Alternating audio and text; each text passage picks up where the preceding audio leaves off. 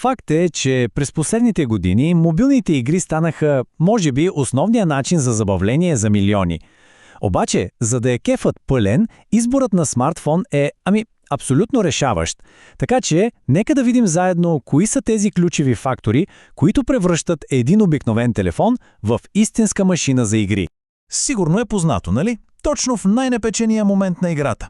И тя забива. Или пък още по-лошо, просто се срива. А какво да кажем за онази агония, когато батерията умре по средата на супер важна сесия? Точно тези неща са ясен знак, че едно устройство може би просто не е готово за предизвикателствата на модерния мобилен гейминг. Добре, откъде започваме? От сърцето на машината, нейната производителност. И тук главен герой е процесорът. Най-лесно е да си го представим като двигателя на кола. Колкото по-мощен е, толкова по-гладко и бързо ще се движи всичко. И защо е толкова важен този двигател? Защото съвременните онлайн казино игри вече не са просто някакви статични картинки, които се въртят. Не. Говорим за сложни анимации, за модерна графика, за видео, което се излъчва в реално време, особено при игрите с дилъри на живо.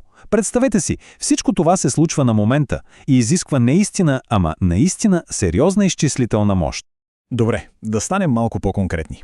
Към какъв процесор да се насочим? При Android устройствата, чиповете от сериите Snapdragon 7XX или пък 8XX са, така да се каже, сигурен залог. Те покриват всичко от един много добър среден клас до върховите модели. При iPhone нещата са малко по-лесни. На практика, всеки модел от последните няколко поколения има повече от достатъчно мощност под капак. Разбира се, само с мощен двигател не става. Трябва и памет. RAM паметта е ключова, за да може телефона да прави няколко неща едновременно. Замислете се, ако няма достатъчно RAM, играта може просто да се затвори, докато някой отговаря на съобщение. Кошмарно, нали? Ето защо при Android е добре да се търсят поне 6 гигабайта. При iOS, от друга страна, 4 са напълно достатъчни, просто защото операционната система е по-добре оптимизирана.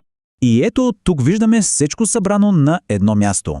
Един вид минималните изисквания. Освен за процесора и рамта, които вече обсъдихме, е добре да се помисли и за вътрешната памет. Поне 64, а най-добре 128 гигабайта. Защо? Защото игрите стават все по-големи, има постоянни актуализации, кеширани данни, мястото никога не е излишно. След като сме се погрижили за мощността, е време да погледнем към прозореца. Прозореца към света на играта. Говоря, разбира се, за дисплея. Качеството му може буквално да преобърне цялото преживяване и да го направи в пъти по-вълнуващо. И тук, да, размерът определено има значение. Препоръката е за екран с минимален диагонал от 6 инча. Просто е. По-големият екран означава по-лесно управление, по-лесно се натискат бутоните, по-лесно се правят залози в игрите на живо. И най-важното, по-малко от онези досадни грешни кликвания, които могат да провалят всичко.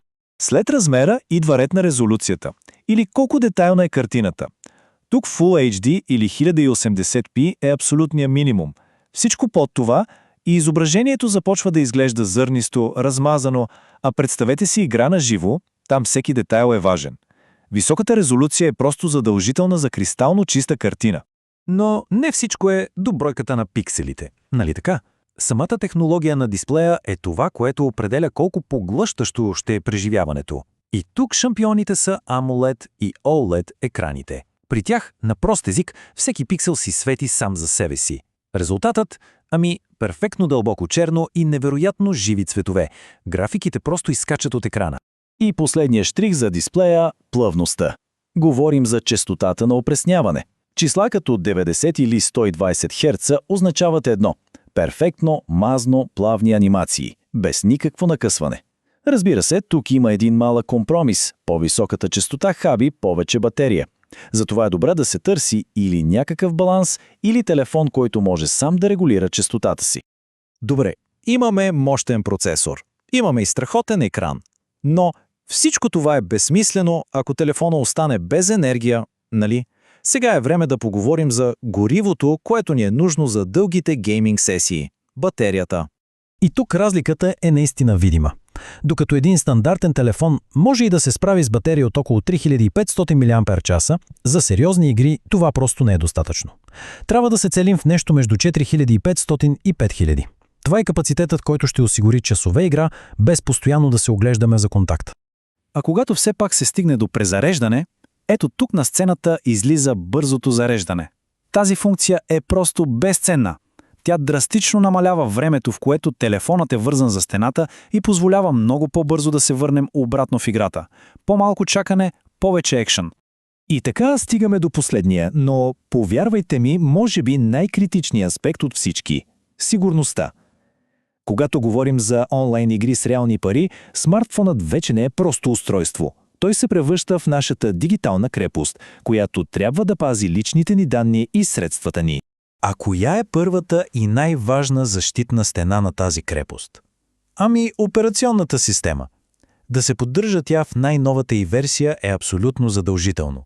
Това не само гарантира, че ще работи с най-новите приложения, но и че имаме достъп до последните апдейти за сигурност. Това е основата, без която всичко друго се обезмисля. Самите устройства, разбира се, предлагат и свои собствени мощни инструменти. Говорим за биометричните данни, пръстов отпечатък, лицево разпознаване. Те правят достъпа до телефона и до самите приложения много по-труден за всеки, който не трябва да е там. И разбира се, редовните апдейти за сигурност директно от производителя, те са просто задължителни. Но тук е важно да се разбере нещо. Сигурността е споделена отговорност. Телефонът може да е супер защитен, но ако навиците на потребителя не са добри, всичко отива на вятъра. Затова имаме тези 3 стълба на сигурността. Винаги актуална операционна система, използване на биометрия и нещо наречено добра интернет хигиена.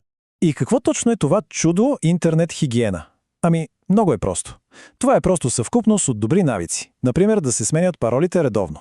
Да се внимава много с подозрителни имейли и линкове, които изглеждат твърде хубави, за да са истина. И разбира се, както вече казахме, да се поддържа всичко, абсолютно всичко актуализирано. Така че, в крайна сметка, докъде стигнахме? Ами до извода, че перфектният смартфон за игри не е този с най-голямото число само в една категория.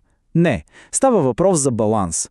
Трябва да се намери правилния баланс между тези 4 ключови елемента – мощна производителност, страхотен дисплей, издържлива батерия и, разбира се, непробиваема сигурност. И това ни води до последния въпрос, който може би си задава всеки. Трябва ли да си купя най-скъпия телефон на пазара, за да играя? Отговорът, както вече стана ясно, е категорично не. Изобщо не е нужно. Важното е да се намери модел, който покрива тези ключови критерии, които обсъдихме. Това е всичко, което е нужно, за да станат мобилните игри едно наистина удобно, бързо и сигурно преживяване.